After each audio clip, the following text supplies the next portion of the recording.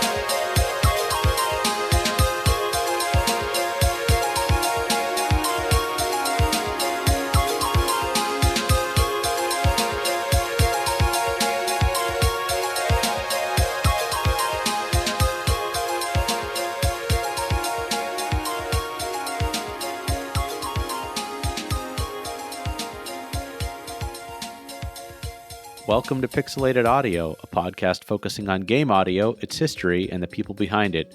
We're your hosts. I'm Gene, and this is Brian. Howdy. Today we're going to be playing music from a pair of games, really kind of focusing more on one, composed by Zbigniew Siatecki. The track that brought us in was titled Alice for the PS1 version of Ultimate Brain Games. Yeah, that's right. This is it's a very kind of nice, mellow intro tune. It's a classic example of one of my favorite phenomenons in video games of the soundtrack didn't have to go this hard or maybe be this good for what is ultimately a very, very simple set of like card games and board games, backgammon and the like. That's how I feel about this guy's name. It's way more complicated written out than saying it. Yeah, I struggled with this one because, there's similarities between Polish and Russian, but not that many. So, I was like, how do I actually had to look up phonetically and, listen to the pronunciation guides to hear what the differences were. Because my natural inclination is to say it very wrong. So. Yeah, well.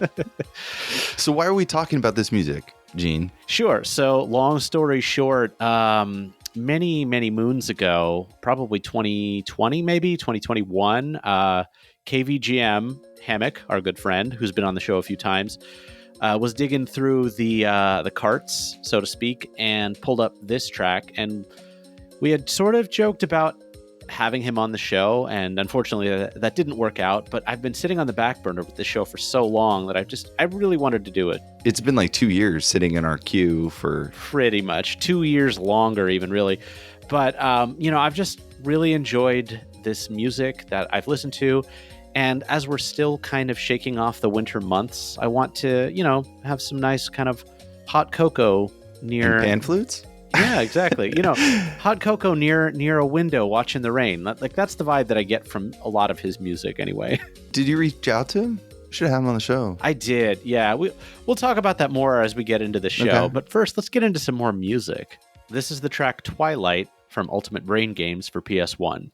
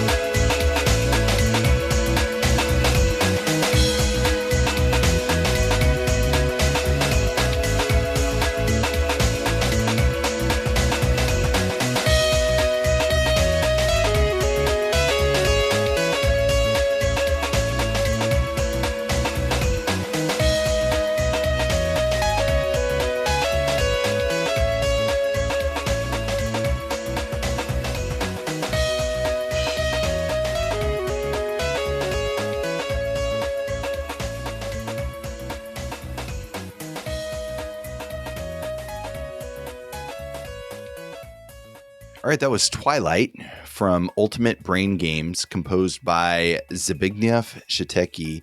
And this takes a while to get started, but it's a long track. So there's a lot of room for play in it. And yeah, it's super smooth. I like it. It's a good time. It's kind of late at night, so I'm glad it's not too intense.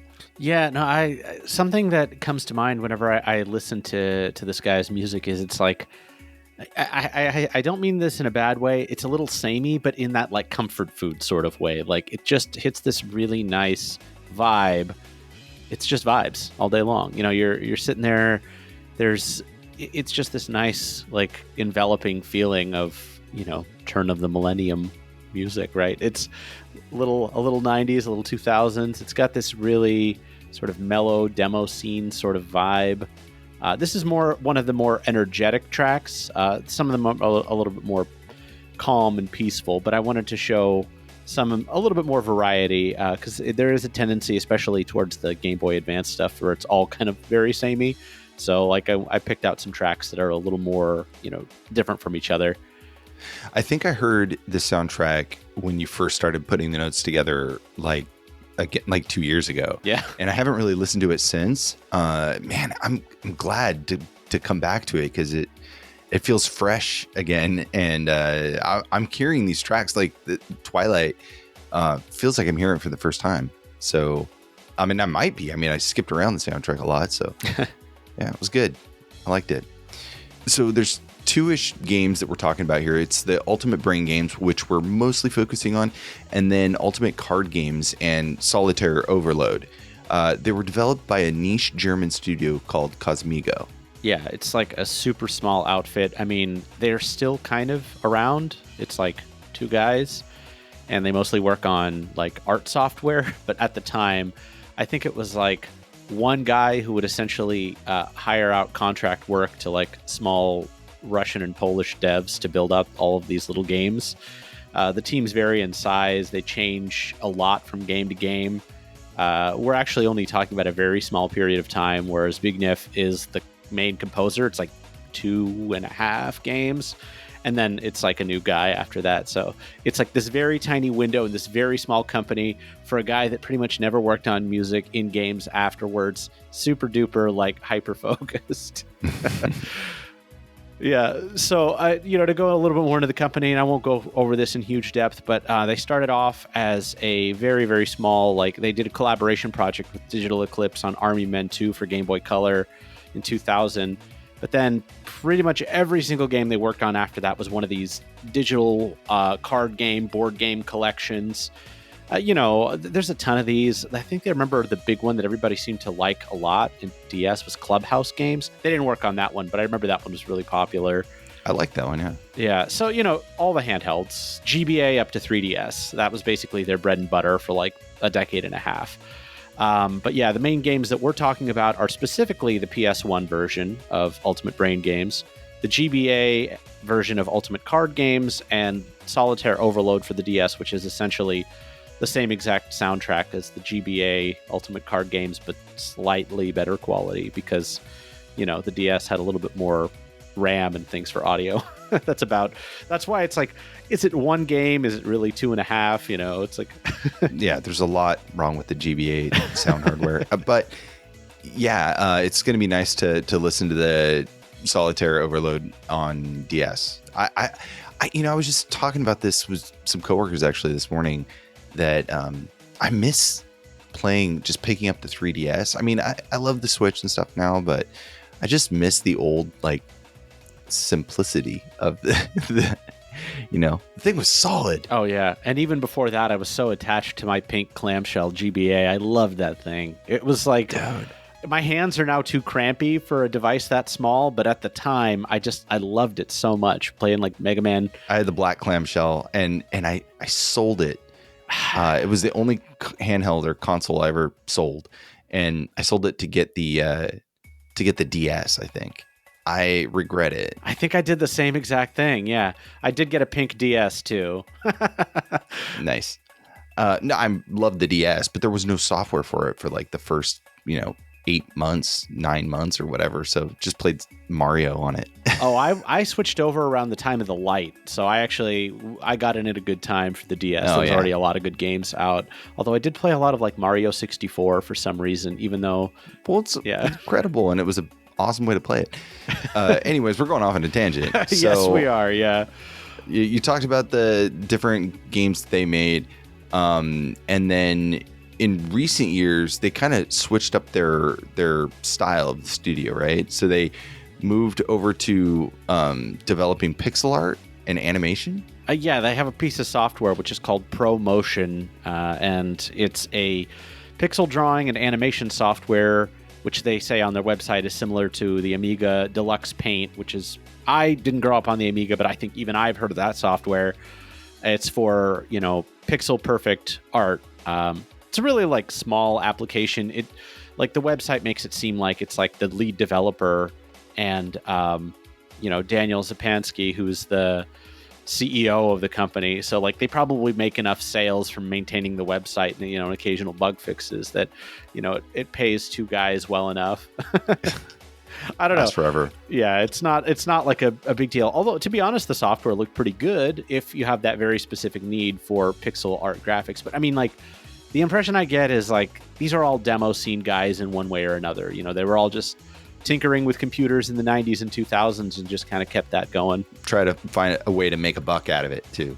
Basically, yeah. Actually, it took me a little bit of effort to find Daniel's profile, but all I could really find was like a little like one pager that was like, "Hello, I'm the founder and managing director at Cosmigo and Game On in Germany, and also the owner of Cosmigo Russia." So, the rest of the description is basically everything we've already said. They worked on software in the 2000s for mobile and handheld games. Blah, blah, blah. He likes photography as a hobby. I don't know if that's still accurate. I don't know when this profile was put up. Oh, that's great. Who doesn't like a little bit of hobbyist photography? Let's get into some music, Gene. Yeah, sure. This is Blossom Time from Ultimate Brain Games on the PlayStation 1.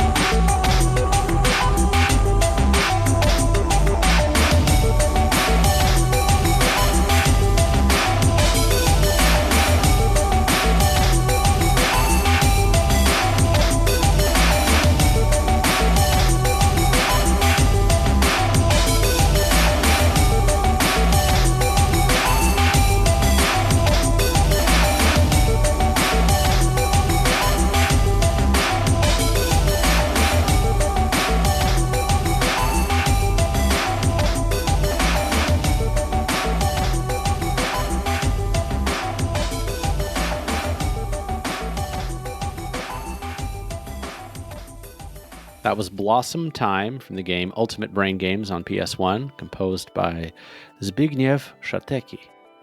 I love this track. It's so good. Me too. Just got the right amount of like upbeatness for this, again, this time of night. It's like 11:30. This is classic Zbigniew, as his nickname is.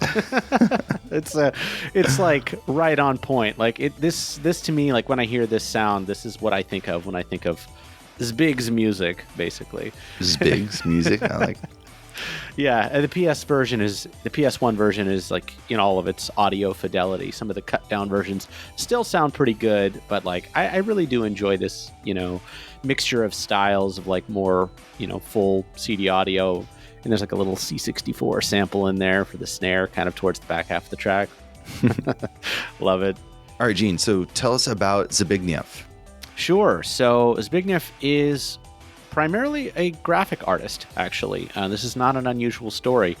Robert Vermissa, who we talked to not too long ago, was the exact same story. We loved his music on Angelic Warrior Deva, but even to his own credit, he's like, honestly, I'm much more of a graphics guy. I just happen to work on music for this game, and it's pretty much the same here. He worked on music for like 2 or 3 games, but he's been doing 3D art, environmental art since like 2005, 6, 7, somewhere in there, until recently, like 2022, probably working on a game right now, to be honest. Some of the things he's worked on, he was the lead artist on the games Hard Reset and Hard Reset Exile, environmental artist on the more recent Shadow Warrior 1 and 2, the ones that came out in the 2010s, as well as Dark Souls Remastered, which only came out a couple years back, and 3D artist on a little-known game called Cyberpunk 2077. I don't know if you've heard of that one, Brian. Although that was probably all hands on deck for like every Polish like 3D artist. Yeah. Man, but still, the guy's been doing stuff for a long time and has, kept it up like until now. That's cool. That's really cool. Yeah, like the one caveat that I will say is even though he's mostly a visual artist, there was a period from, I'd say 2001 to 2003 where he was pretty active in the demo scene. In fact, a lot of the tracks that end up in these games that we're talking about were written during that period. So he kind of, obviously he's been cooled off since he's been working on the graphic stuff. But I even saw on Demo Zoo recently, he did a demo for, I can't remember what system it was for, but it was a party in 2022. So he was doing music for... wow, which one? It might have been an Atari ST. I'd have to look at the Demo Zoo page for that. In fact, give me one sec. Yeah. It was for SV 2022 Winter for the Atari Falcon. Okay. And he typically goes by Siatek, or kind of like a shortened version of his name. So Siatek. That's his demo name that he's been using for, 20-something years. I feel like once you create an internet name, it just sort of sticks around. Especially if you created it like pre-2000. Yeah. I feel like those stick around the most. Because we're all getting old now.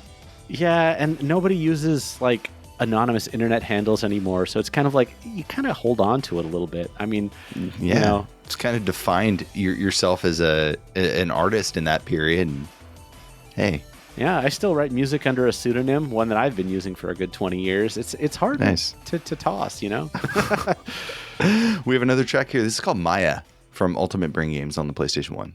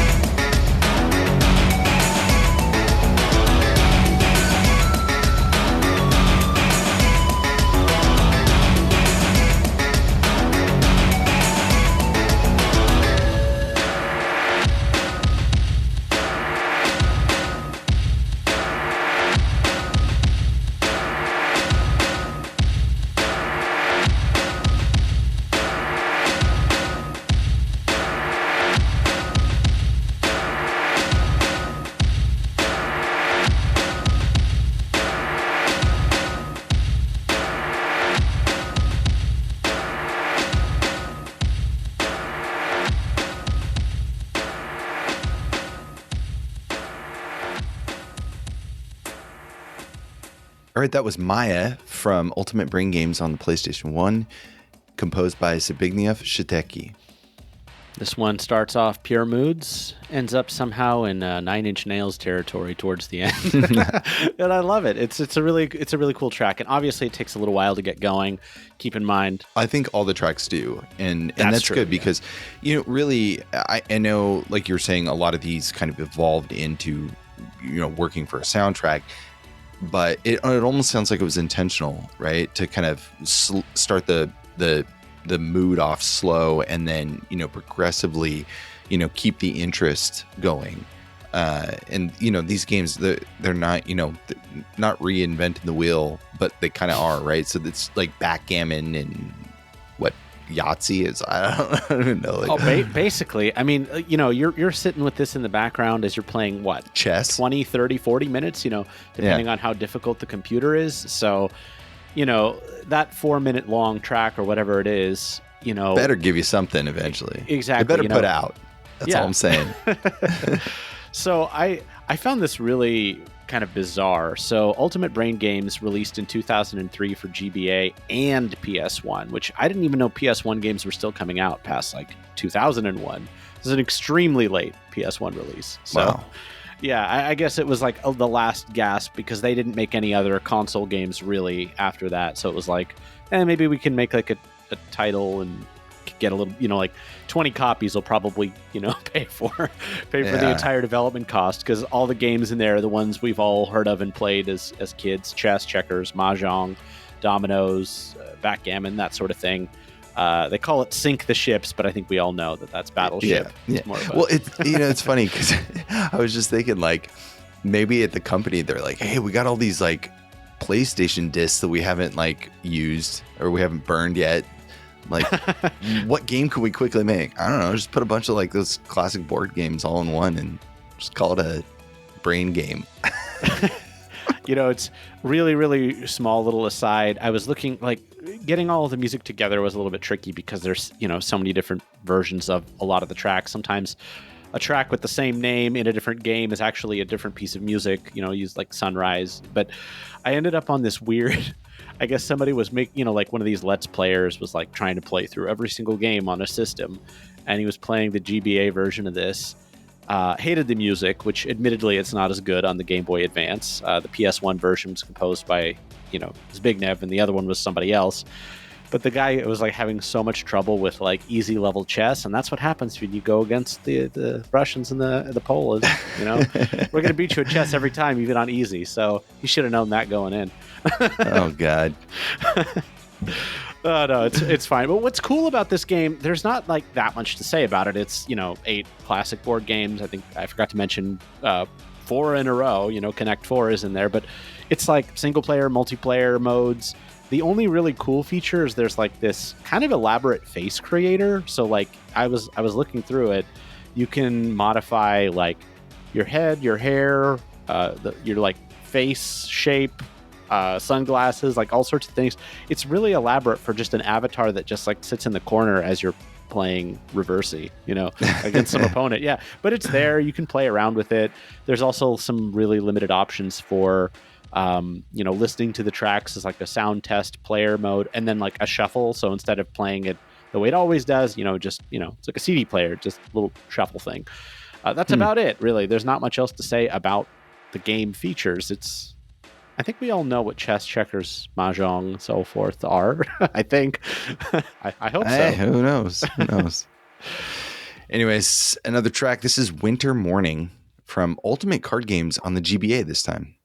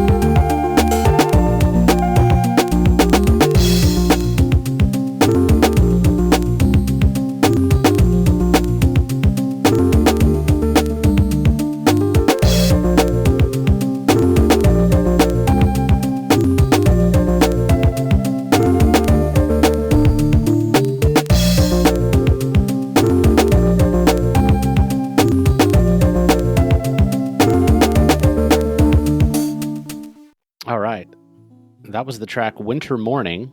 We've now switched over to Ultimate Card Games on the GBA.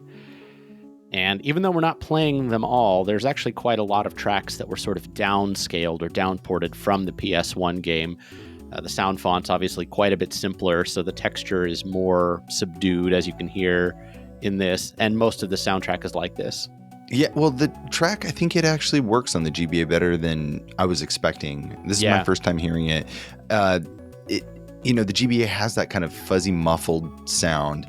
And I think with all the different colors that he's throwing in there, it kind of has this almost like lucid vibe to it that works on the GBA.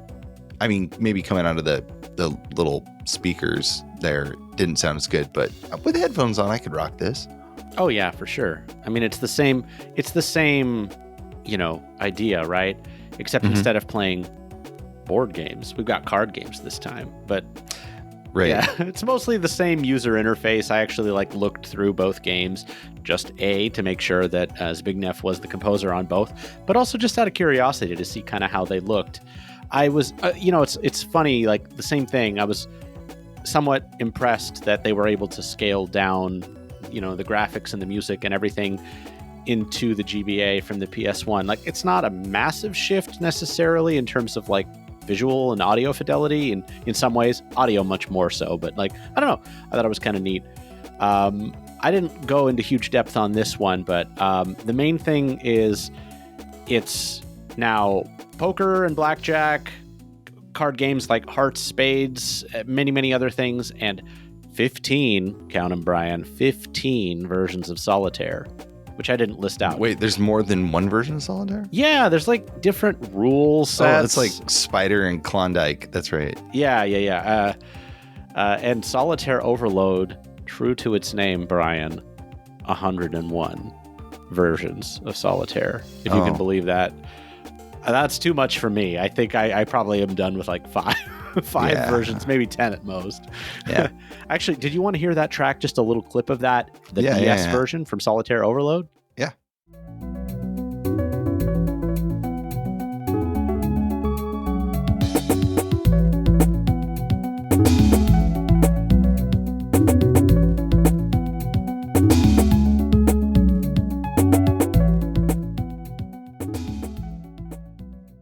It doesn't actually sound that much different. The GBA version, has a little lower fidelity for sure, but as far as like the mood and the vibe, it's pretty accurate. Oh yeah, I mean, really, the only major thing you lose, I mean, like if you listen, the melodic instruments are kind of mid-rangey. They're very soft. They're not actually changed that much. The only major thing is the drums, because obviously drums in this case are very high, a lot of high frequency content, which just gets compressed out, and you lose all of that in the GBA. It could have been the exact same track, and just hearing it through the DS DAC sounds is the difference. Might have been, yeah. So yeah, I mean, obviously we're talking about minute differences compared to sometimes it's like, oh, how does this sound on two completely different sound chips? But I figure we have literally the same music on two different pieces of hardware. We might as well do a little A/B there. True. And the DS was backwards compatible anyway, so it could play all the GBA stuff. Yeah. The original, or no, all of them were. That's true. So if you wanted, you could play both of these games on the same system. Just go back and forth, just hear that great music. We got another track here. This is Dolphin Play. Do you want to do the DS version or the GBA version? I'll leave that up to you. Are you on a little bit more crunch or a little less? Let's go. Well, let's listen to the DS version, and then we'll listen to the crunch afterwards. It'll be a little more stark. Sure. All right.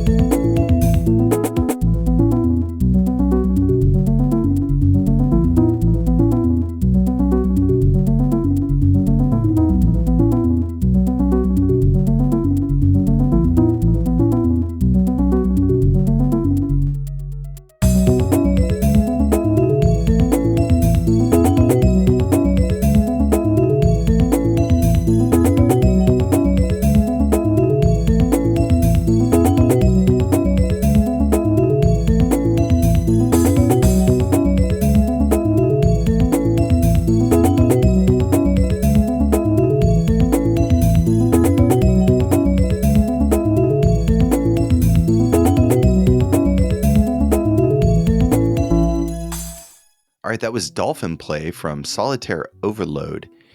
And it's very similar to the last track, actually. Oh yeah. That's what I was saying. When you get to the GBA and DS soundtracks, they tend to stay more in this like zone or wheelhouse. Part of it is the use of samples, and part of it is just there's a lot more of this sort of like arpeggiated sort of like written at midnight kind of demo scene music, which I love, by the way. No, it's good. Great. It's good. Yeah. Let's listen to Dolphin Play on the GBA just for a snippet.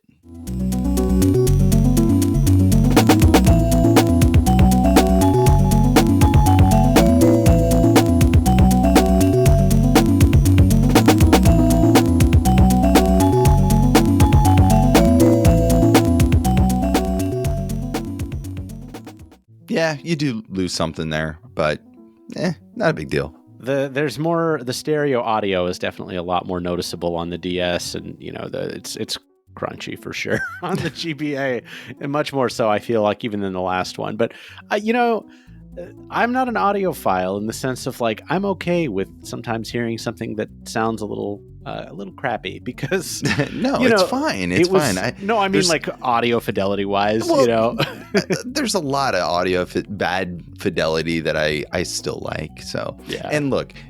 So I give GBA a hard time, but there's a lot of really good soundtracks on GBA that I can still listen to.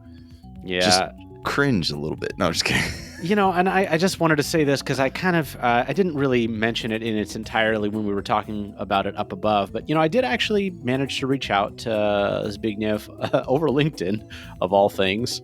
It was like at the time, I think it was the only way that I could get in touch with him. And, we had like a couple of very small back and forths. We exchanged emails in the hope of getting him on the show. And unfortunately, he was very nervous about, speaking. I don't think he thought his English was very good. So we tried to set up a remote, like kind of an interview thing where like I would send him questions and he would respond. But, things sort of lost. It didn't work out. Steam. Yeah.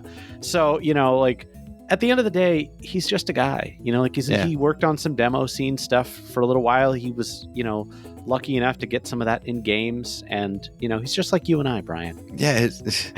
His music's really awesome. It is. And I hope he continues it. And I'm, honestly, I hope he listens to this episode and understands that, there's a lot of people who appreciate it. Oh yeah, I mean, this guy's got quite a bit of a like little cult following. If you go on YouTube, people are like, "Oh man, I just stumbled across this soundtrack and it's so good." Like, I mean, to be honest, I kind of do too. It's not from a game I would have ever heard of any other way other than like the work that we do on the show. And so like, it's not like to the level where he has embarrassing groupies. I mean, we're doing a show about it, so maybe that's us. But, in general, like, I think it's like a manageable level of gushing over it. But like, honestly, it's like very soothing, very relaxing and just pleasant music. And, I don't know. It makes me feel very positive and yeah. Like, I feel like I need to be at the dentist while I listen to it. You want to be at the dentist? Maybe my dentist just used to play this kind of music all the time. Anyways, today we covered Ultimate Brain games for the PlayStation 1 and Ultimate Card games for GBA and a bit of Solitaire Overload for the DS, composed by Zbigniew Siatecki. Yeah, I wrote this into the show notes, and I know I'm going to butcher the pronunciation, but I want to say, if you're listening, dziękuję za twoją muzykę. And that means I'm going to sleep. Good night. Thank you for your music.